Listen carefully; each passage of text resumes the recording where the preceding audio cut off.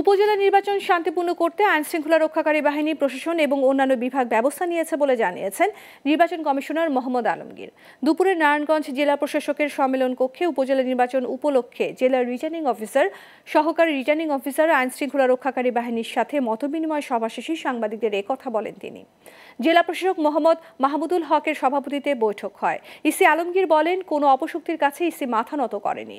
সংসদ নির্বাচনে যে ধরনের ব্যবস্থা নেওয়া হয়েছে এবারও একই ব্যবস্থা নেওয়া হবে। কে কার আত্মীয় সেটা বিবেচ্য বিষয় নয়।